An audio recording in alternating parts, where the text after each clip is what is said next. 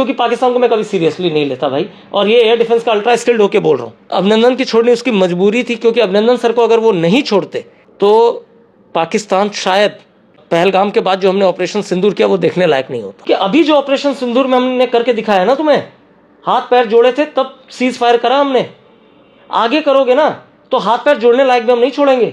ये भारतीय फौज का, मैं बोल रहा हूँ आशीष झा। आता हूँ फिर मैं तैयारी पे। जब तैयारी हमने शुरू करी तो मैं डेट क्या तैयारी की वो सब नहीं बताऊंगा आपको। हमारी तैयारी ऑपरेशन सिंदूर शुरू होने से 1 वीक पहले कंप्लीट हो चुकी। हम इतने रेडी थे, इतने कॉन्फिडेंट थे कि आ जाओ, तुमने 22 तारीख को अपना खेल दिखा दिया, अब हम तुम्हें अपना खेल दिखाते हैं। तुमने अपना गीदड़पन, अपना कायराना हरकत दिखाया, निहत्थों पे वॉर किया, नाम पूछ के वॉर किया। हम ना तुमसे नाम पूछेंगे ना तुम्हारा पता पूछेंगे, तुम्हारे घर में घुस के मारेंगे। हम मतलब डिफेंस फोर्सेस, मैं जो भी बात कर रहा हूँ डिफेंस फोर्सेस के तौर पे हम 29 तारीख से तैयार थे, 29 अप्रैल से, कि प्लीज़ मोदी जी बताइए कब हमें चढ़ाई करनी है। दिन गुजरता गया, वक्त गुजरता गया, आखिर वो दौर आया। 6 और 7 की रात को 11:30 बजे मुझे फ़ोन आया मेरे ऑफिस से कि ऑपरेशन सिंदूर बिगिंस। उस समय पहली बार मुझे पता चला कि ऑपरेशन सिंदूर इसको नाम दिया गया है। पहले मुझे इतना सीक्रेट था, कुछ पता नहीं। सीक्रेट से एक चीज़ मैं बोल दूं आपके दर्शकों को कि मैंने एक और चैनल पे बोला था कि ये जो ऑपरेशन सिंदूर की तैयारी चल रही थी ना, मेरी बीवी बच्चे वहीं पे थे, लेकिन मैं ईमानदारी से ये बात बताता हूँ, उनको भी नहीं पता था कि मैं सुबह जाता हूँ, कभी कभी मैं रात को भी नहीं आता था, मैं कर क्या रहा हूँ। वो अगर पूछती थी तो मैं यही कहता था कि ऑफिस में आजकल काम बहुत ज़्यादा है और एक्चुअली मैं रिटायर जाने वाला हूँ तो अपने पेपर्स तैयार कर रहा हूँ। कभी उसको ये नहीं बोलता था कि हम क्या कर रहे नहीं कर रहे। यही हमारी ट्रेनिंग और यही भारतीय सेना की यही पहचान है। जब मेरे पापा ने विजयी बाबा बोला ना, उसी दिन हम ऑपरेशन सिंदूर जीत गए थे। और उनका वर्डिंग था विजयी भव। ये मेरे पिताजी का वर्डिंग था। ये जो जज्बा है ना, ये भारतीय माँ बाप जब शहीद होके घर आता है ना, गांव आता है ना, कोई रोता नहीं है, भारत माँ की जय के नारे लगाता है। और जब मेरे पापा ने विजयी बाबा बोला ना, उसी दिन हम ऑपरेशन सिंदूर जीत गए थे, क्योंकि हमें पता था कि हर एक देशवासियों के मन में जो वो हरकत हुई उस पहलगाम में, फौजी कभी इमोशनल नहीं होता, लेकिन मेरे ग्रुप में हर किसी का ये था, ये क्या चल रहा है। और उन तमाम अगर मेरे को कोई सुन रहा है ना, सबको बोलना चाहता हूँ कि तुम लोग बहुत बोलते हो ना जियो और जीने दो, please let us live, let us live.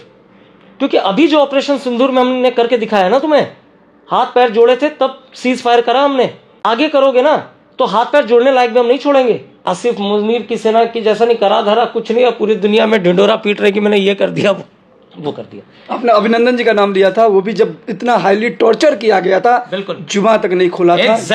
Exactly. और आपको बता दूं, दुश्मन के एरिया में जाके जय हिंद भारत माता की जय बोलने के लिए ना हिम्मत चाहिए, ये हिम्मत चाहिए साहब। कैमरा पे बोला तो बहुत आसान है, लोग पुलिस के डंडे से अपना बयान बदल देते हैं। गलत बोल रहा हूँ क्या? तो दुश्मन डंडे नहीं बरसाता, वो जहाँ जहाँ चोट करता है ना, वो आपको मैं कह भी नहीं सकता। लेकिन फिर भी अभिनंदन सर हिले नहीं।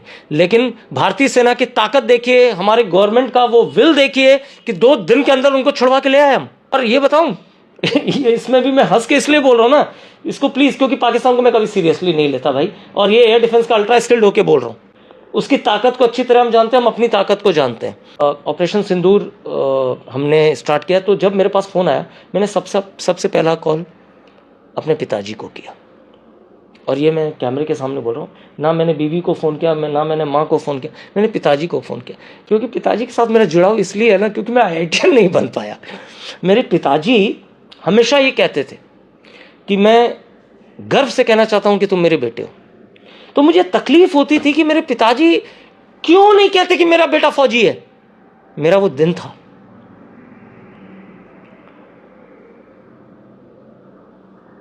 मेरा वो दिखाने का दिन था।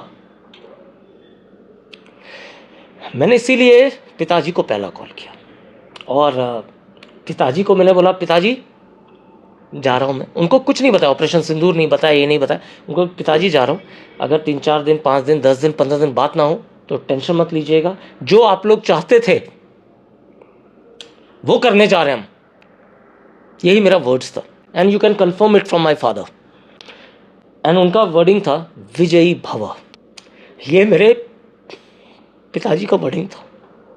ये जो जज्बा है ना, ये भारतीय माँ बाप जब शहीद होके घर आता है ना, गांव आता है ना, कोई रोता नहीं है, भारत मां की जय के नारे लगाता है।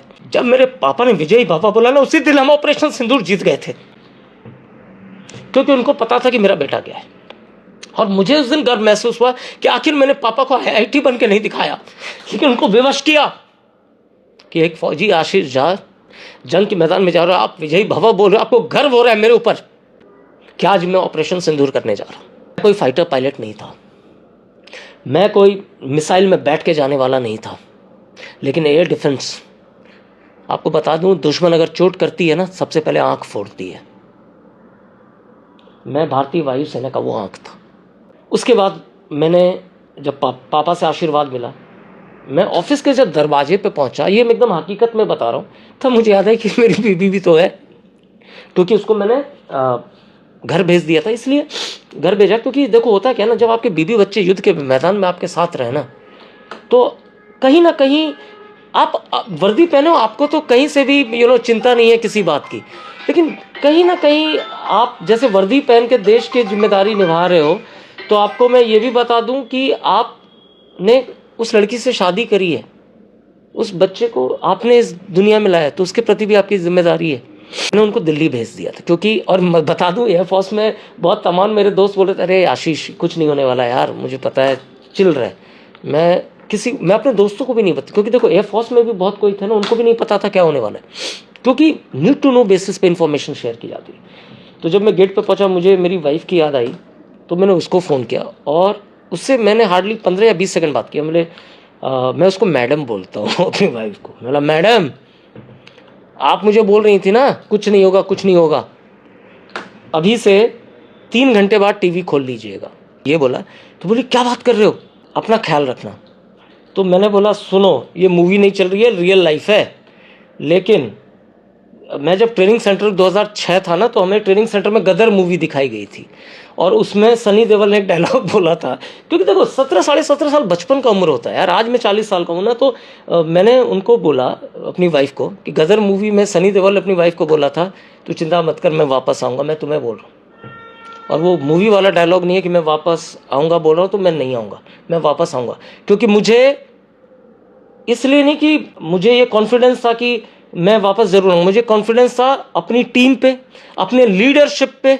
जो air chief marshal AP Singh sir ने जो लीडरशिप दिखाई है, मैं बहुत सारे चीफ के अंदर में काम किया मैंने, और सबने बहुत अच्छा काम किया। AP सर का जो डायरेक्शन था, Jitendra Mishra sir, air marshal Jitendra Mishra हमारे CNC थे, हमारे कू साहब थे जो चीफ ऑपरेशंस ऑफिसर थे, group captain Jamkar and group captain Manoj Garg, हमारे जो एयर ऑफिसर कमांडिंग थे जो बेस को कंट्रोल कर रहे थे, एयर कमोडोर अनुज गुप्ता सर। ये टीम ऐसी थी ना, इन टीम पे मुझे विश्वास था कि मैं उस टीम का हिस्सा हूं, मुझे गर्व था कि मैं उस टीम का हिस्सा हूं। अनुज गुप्ता सर और गर्ग सर और जामकर सर, उन सबके साथ में एक लाइन में हम बैठते थे और एक साथ डिसीजन होते थे। अनुज गुप्ता सर, झा क्या बोलता है, क्या करना चाहिए अब। जामकर सर, आशीष ऐसे हो गया, इसमें क्या हो सकता है, इसमें क्या हो सकता है। एंड मज़ा आता था। तो मुझे वो यकीन था जब हम प्रैक्टिस के दौरान, जब हम युद्ध तो 6 तारीख की रात में मोदी जी ने डिक्लेयर किया ना, हम तो तैयार पहले से थे, मैंने पहले ही आपको बताया। तो मुझे ये कॉन्फिडेंट था भाई कि हम जो मिशन के लिए जा रहे हैं ना, बहुत जल्द वो जो मुनीर साहब जो ताव देते हैं ना बिना मूछ के, मुनीर साहब मूछ रखना सीख लो फिर ताव देना।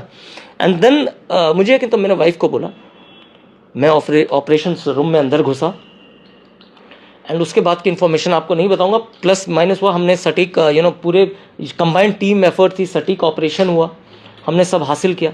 लेकिन उसके बाद उनका रिटेलिएशन शुरू। मैं दर्शकों को बता दूं, ये बात बिल्कुल सच है सर, मैं कैमरे पे एकदम सच्चाई बताता हूँ। हमने एक भी मिलिट्री टारगेट्स को अटैक नहीं किया, एक भी फौजी, पाकिस्तान के फौजी टारगेट्स को है उसको अटैक नहीं किया, क्योंकि हमारा मकसद, हमारा लीडरशिप जो थी, जो मोदी साहब थे, अजीत डोभाल साहब थे, जो हमारी लीडरशिप थी, क्लियर इंस्ट्रक्शन था, किसी भी सिविलियन को नहीं मारना है, किसी की पाकिस्तानी फौजी को नहीं मारना है। मिलिटेंट्स जो ये हिमाकत करते हैं कि घुसते हैं मारते हैं, उनके सरगना को मारना है। वो हमारे बीबी बच्चों को मारते हैं ना। सॉरी, जिन दर्शकों को ये ह्यूमैनिटी और वो शौक है ना, वो आजकल ह्यूमन राइट कमीशन बहुत जल्दी लेके आ जाते हैं अपने ही देश के कुछ लोग। तो मैं उनको बता दूं, सामने वाला देश मेरे बीबी बच्चों को मार रहा है, मैं उसको प्यार से समझाते जा रहा हूं। कब तक? आखिर ऑपरेशन सिंदूर में हमने उसके बीबी बच्चों को मारा ताकि उसको वो दर्द हो जो हमारे देश की जनता महसूस करती है। हम वर्दी पहने यार, चूड़ी नहीं पहने हमने, ना ही हम नेता हैं, ना ही पॉलिटिशियंस हैं, ना ही हम ब्यूरोक्रेट्स हैं। हम देश की जनता की डायरेक्ट जिम्मेदार है उसकी सुरक्षा के लिए। तो जो हमारा निशाना था वो सटीक था। आर्मी ने भी जम्मू कश्मीर सेक्टर में आर्मी को कुछ टारगेट्स दिए गए थे, हमें कुछ सेक्टर टारगेट्स दिए गए थे। एयरफोर्स को, नेवी फुल अलर्ट पर थी, पैरामिलिट्री फुल अलर्ट पर थी। कंबाइंड ऑपरेशन किया और within no time, less than 20 minutes, हमने ऑपरेशन सिंदूर सफल कर दिया। लेकिन उसके बाद उनका रिटेलिएशन शुरू। सच बता रहा हूँ सर, उनका जो रिटेलिएशन था ना सर, कहल जाए चिन्ह जखन क्रिकेट मैच सब देखने छिना सब, बहुत इंतजार चले, इंडिया पाकिस्तान के मैच हेते, इंडिया पाकिस्तान के मैच हेते, सब इंतजार कर रहा था। ये यार मैच मजा कब आता है ना मारने में सर, जब सामने वाला उस लड़े उस हिमाकत से। सिविल एयरक्राफ्ट, जो सिविल वायुयान है, उसके बीच में अपने जहाज वो उड़ाते थे हम, हमारे डर से कि कहीं ये मार ना दे। लेकिन फिर भी हम उनको घुस के मारे उस बीच में। 250 किलोमीटर पूरे वर्ल्ड में हिस्ट्री है साहब। इंडियन एयरफोर्स पहला एयर डिफेंस सिस्टम बना, गूगल पे सर्च करके देख लेना अगर किसी को डाउट हो। पहला air defence system Indian air force का बना जिसने 250 किलोमीटर अंदर एवैक्स गिराए उनके जहाज, उनके पायलट्स उड़ने को तैयार नहीं थे, रनवे छोड़ते थे, हम मारते थे। एंड तब उन्होंने सीज फायर हमसे मांगा। जो लोग ये बोलते हैं ना सीज फायर क्यों किया, साहब एक चीज बताओ ना, मारने में कब मजा आता है? हम सिविलियन नहीं है ना, जो वीडियोस में देखता रहता हूं आजकल पूरे देश में कि वो हाथ जोड़ रहे हैं, आप मारे जा रहे हो, भले वो चोर हो, भले लेट हैंड ओवर कर दो ना यार पुलिस को, let police do their work. कानून है भारत में, कानून है ना, हम कानून के पालक हैं। फौज भी कानून से मानती है, तो फौज का एक कानून है ना, वो कानून क्या है कि हम निहत्थों पे वार नहीं करते। जब उन्होंने सरेंडर किया ना, भले वो आज नहीं मान रहे हैं, तो हम तो प्रूफ दिखा रहे हैं ना आपको, वो प्रूफ दिखाए ना हमें। जब वो माने तो पहले हमने सोचा कि क्या सरेंडर कर दें, फिर हमें पता था, ये सीक्रेट बता रहा हूँ लेकिन इतना भी सीक्रेट नहीं है, ओसेंट है, ओपन सोर्स इंट है ये, मतलब इससे हमारे देश को खतरा नहीं है। वो सरेंडर तो 9 तारीख से ही उन्होंने गुनगान गाना शुरू कर दिया था। लेकिन हमने सोचा देखो, पाकिस्तान को तो हम आज से नहीं जानते, 1947 में हम आज़ाद हुए, 48 में उन्होंने हिमाकत शुरू की थी पहली बार, उसका तो कंटिन्यूस उन्होंने 65 हो गया, 71 हो गया, 99 हो गया, ये सब तो मैं मेजर बात कर रहा हूँ। हल्का फुल्का तो डेली चोट देते थे।